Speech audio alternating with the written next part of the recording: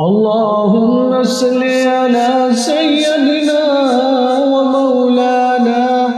محمد صاحب الطاج والمواد والبراك والعلم دافع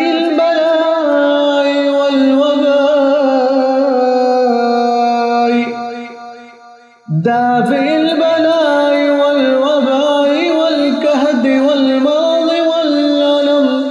اسمه مكتوب مرفوع مشفوع منكوش في اللوح والقلم سيد العرب والعجم جسمه مقدس معطر مطهر منور في البيت والحرم شمس الزهى بدر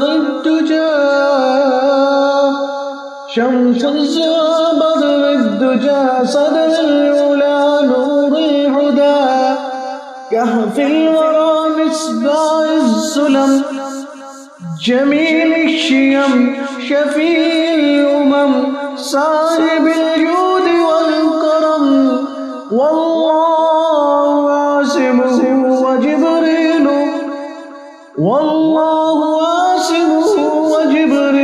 خادمه والبراق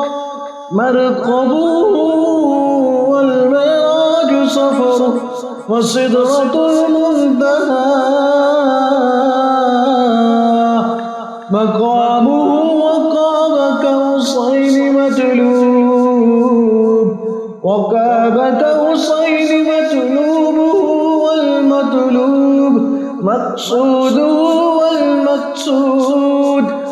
موجوده سيد المرسلين خاتم النبيين شفيع المذنبين أنيس الغريبين رحمة للعالمين راحة العاشقين مراد المشتاقين شمس العارفين صراط السالكين مصباح المقربين محب الفقراء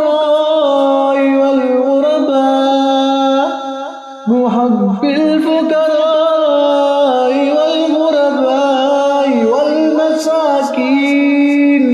سيد الثقلين نبي الحرمين إمام القبلتين وصيلتنا في الدارين صاحب قاب قوسين محبوب رب المشرقين ورب المغربين